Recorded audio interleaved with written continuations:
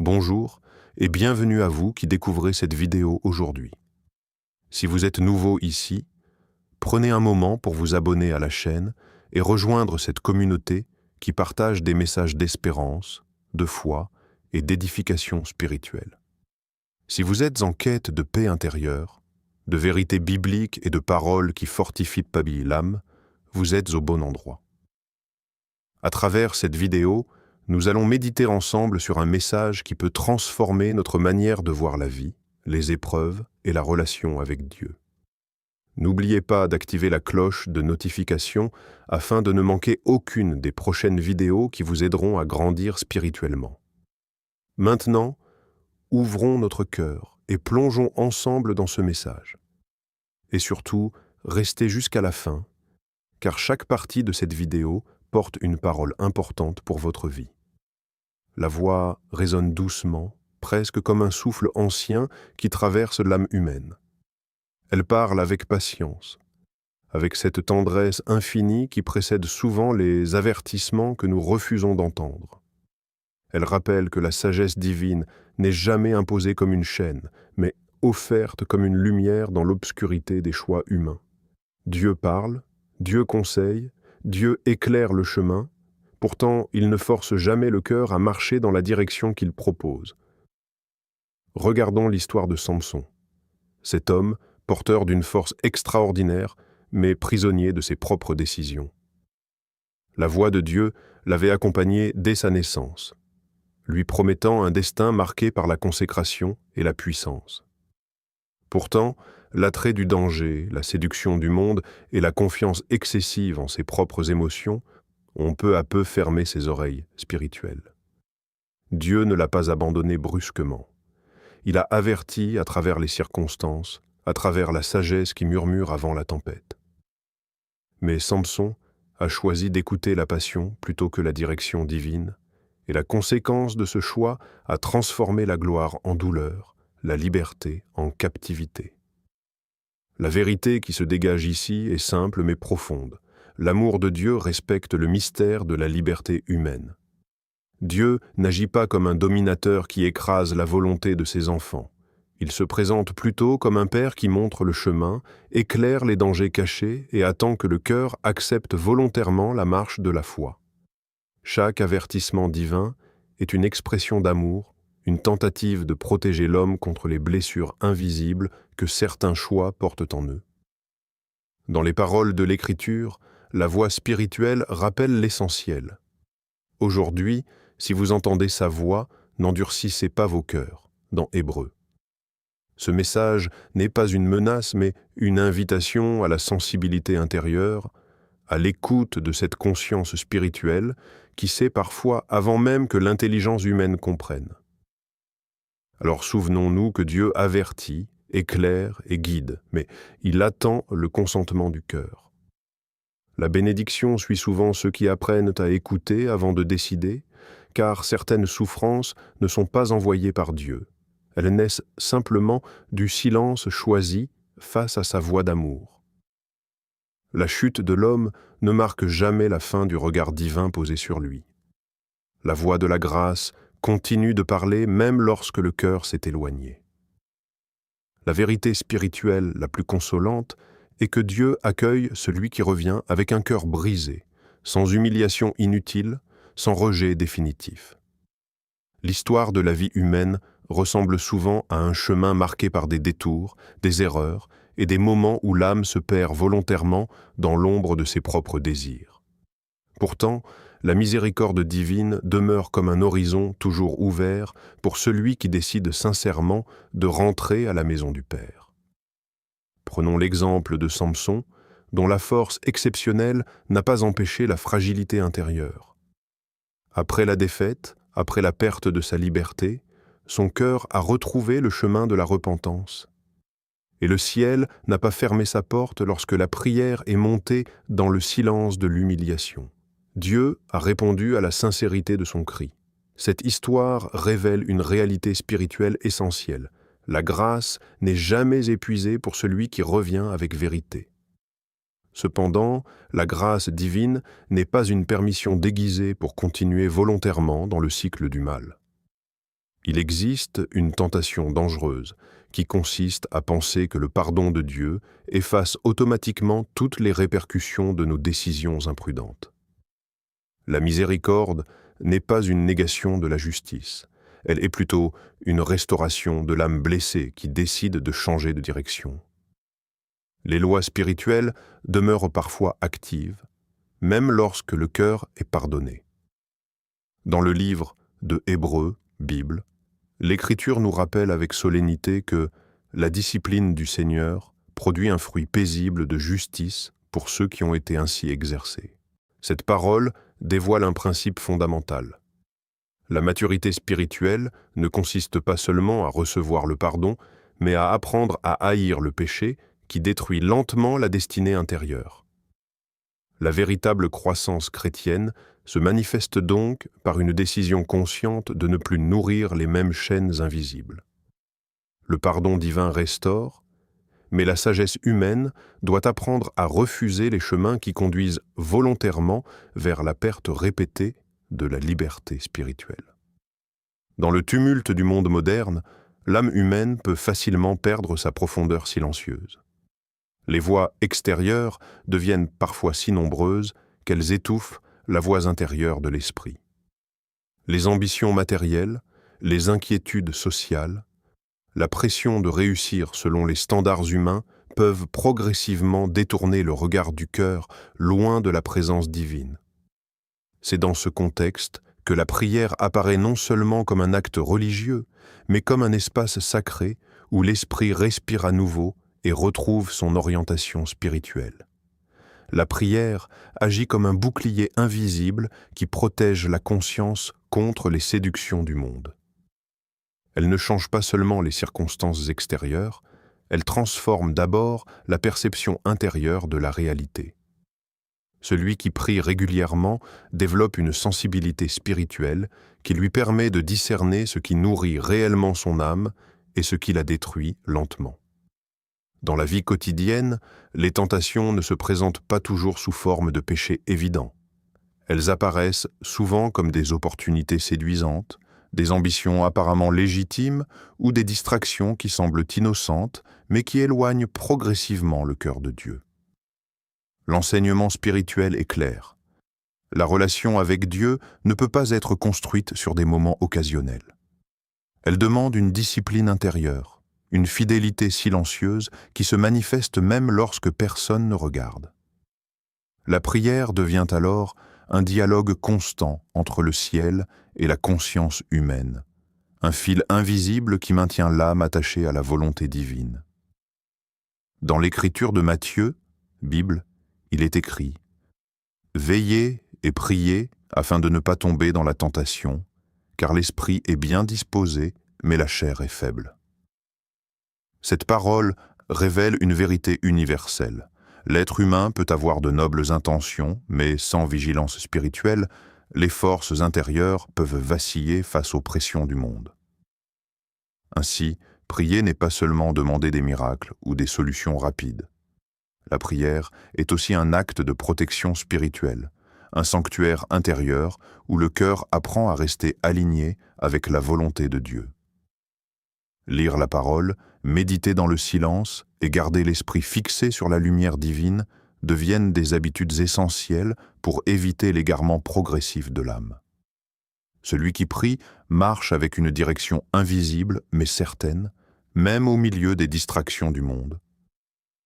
L'esprit humain est souvent le théâtre de batailles silencieuses, doutes, peurs, inquiétudes et pressions qui cherchent à affaiblir notre foi. Dans ce contexte, les déclarations bibliques deviennent comme des remparts invisibles qui fortifient le cœur et stabilisent l'âme. Répéter la parole de Dieu chaque jour n'est pas simplement un exercice spirituel, c'est un acte de foi qui transforme progressivement la mentalité et réoriente les pensées vers la confiance en la providence divine. Chaque verset conféré, médité et proclamé devient un ferment de courage et de résilience intérieure. L'Épître aux Philippiens, Bible, nous rappelle avec puissance « Je puis tout par celui qui me fortifie ». Cette affirmation n'est pas seulement un slogan, c'est une vérité vivante. Lorsque l'on déclare cette parole sur nos difficultés quotidiennes, notre esprit commence à percevoir les défis non comme des obstacles insurmontables, mais comme des opportunités de manifester la force que Dieu a placée en nous. Elle nous pousse à agir avec audace, à persévérer malgré les échecs et à tenir fermement nos convictions spirituelles. La deuxième épître à Timothée, Bible, ajoute une dimension essentielle, car Dieu ne nous a pas donné un esprit de timidité, mais de puissance, d'amour et de sagesse. Ici, le cœur comprend que la peur ne vient pas de Dieu et que le courage véritable est enraciné dans la foi. En proclamant ce verset, chaque croyant se rappelle que l'esprit peut dominer l'angoisse et que l'amour divin devient un moteur pour des actions audacieuses et équilibrées. La sagesse et la confiance se rencontrent dans Proverbes, Bible 3.5. Confie-toi en l'Éternel de tout ton cœur et ne t'appuie pas sur ton intelligence.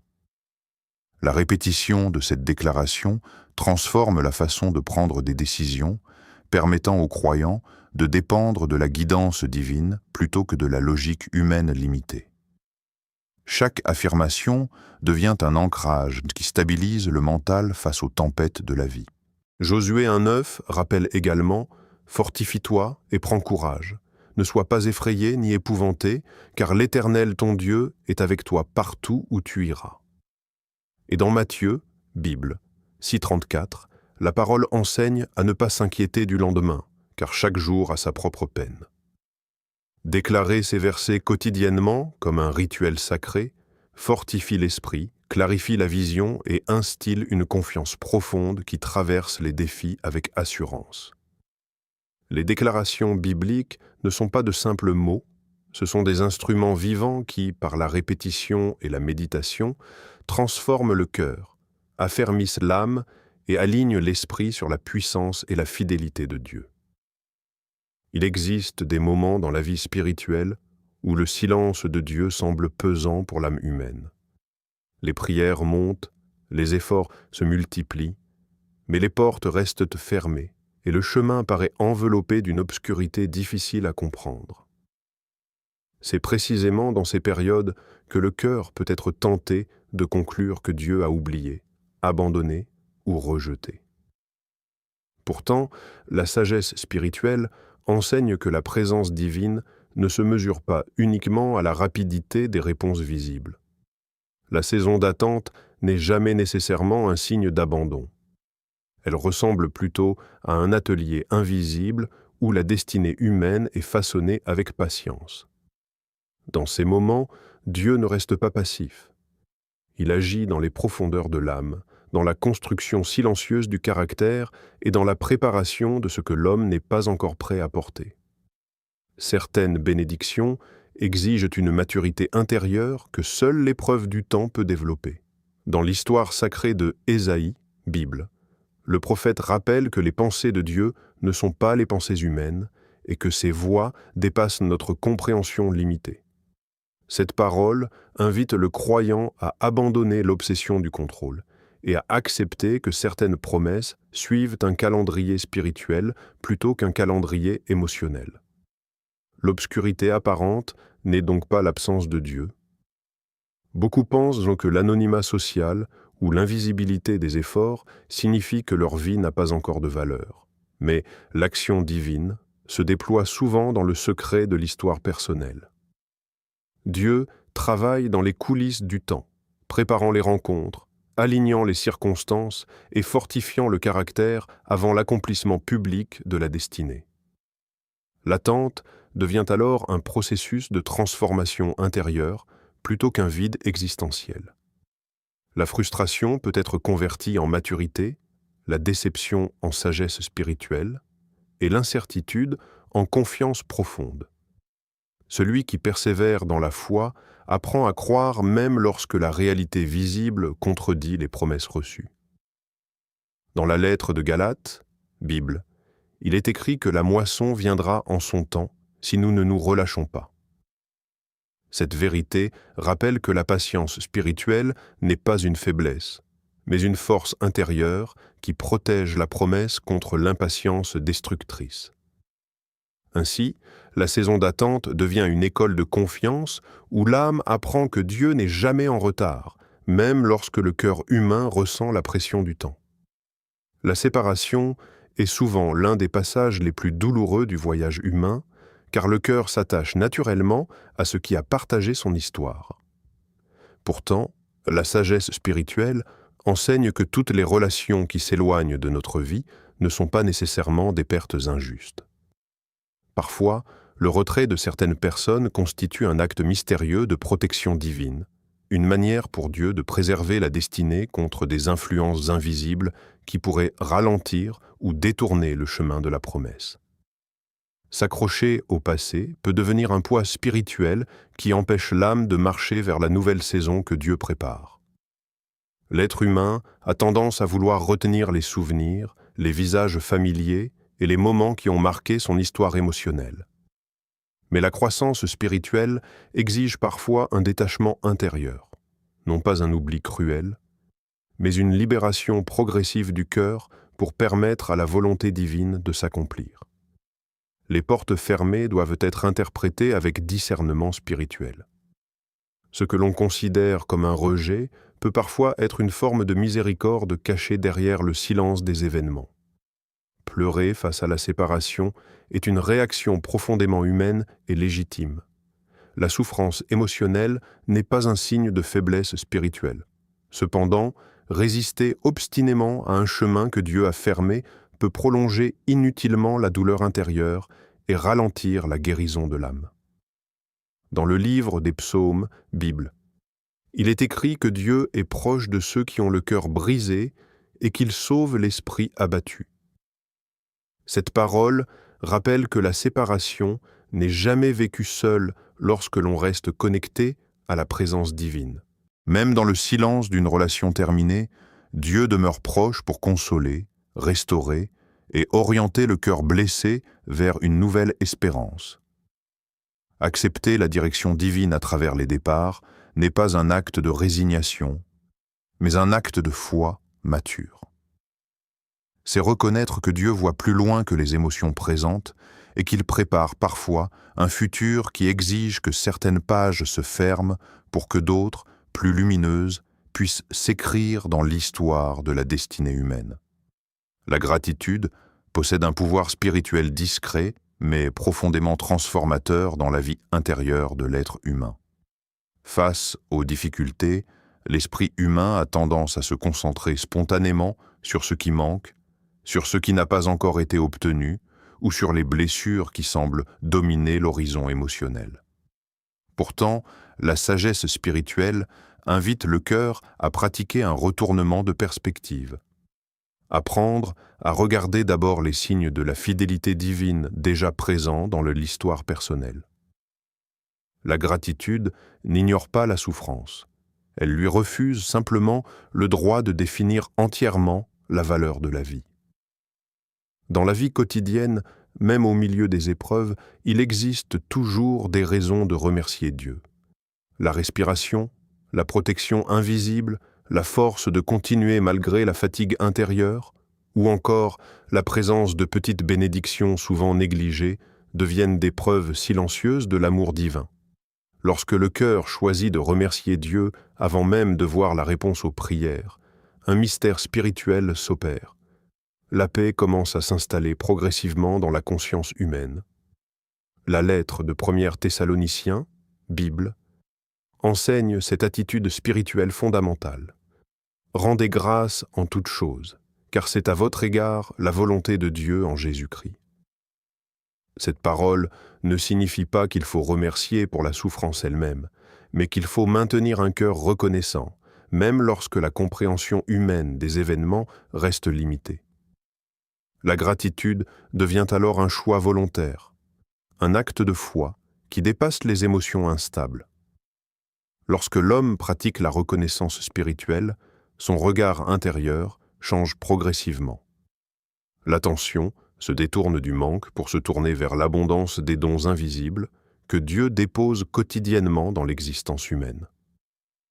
La paix ne vient pas nécessairement de l'absence de problèmes, mais de la certitude profonde que la vie est entre les mains d'un Dieu fidèle. La gratitude agit également comme un stabilisateur du cœur. Elle protège contre l'amertume, contre la jalousie spirituelle et contre l'angoisse de l'avenir. Celui qui remercie Dieu développe une joie intérieure qui ne dépend pas uniquement des circonstances extérieures. Ainsi, la conclusion spirituelle du message devient claire. Remercier Dieu n'est pas seulement un devoir religieux, c'est un chemin vers une liberté intérieure durable, une confiance silencieuse et une espérance qui continue de vivre même lorsque le monde semble incertain. Seigneur Jésus, merci pour ta voix qui nous avertit avec amour et patience. Apprends-nous à avoir un cœur obéissant, capable d'écouter ta direction, même lorsque le chemin semble incertain. Délivre-nous de l'orgueil qui nous pousse à ignorer tes avertissements et donne-nous la sensibilité spirituelle nécessaire pour reconnaître ta présence dans le silence comme dans les moments de clarté. Aide-nous à ne pas répéter les erreurs du passé, mais à marcher dans la sagesse et la maturité spirituelle. Transforme nos faiblesses en leçons de vie et nos blessures en sources de croissance intérieure. Enseigne-nous à prier sans cesse, à rester confiants dans les saisons d'attente et à accepter avec paix les portes que tu fermes, sachant que ton amour protège toujours notre destinée. Même lorsque nous ne comprenons pas tes plans, aide-nous à croire que ta volonté est parfaite et que ton timing ne se trompe jamais. Remplis nos cœurs de gratitude, même au milieu de l'incertitude. Que nous puissions voir tes bénédictions cachées derrière les épreuves et apprendre à te louer dans chaque étape de notre vie. Seigneur, que ta volonté guide chacun de nos pas aujourd'hui et pour toujours. Amen.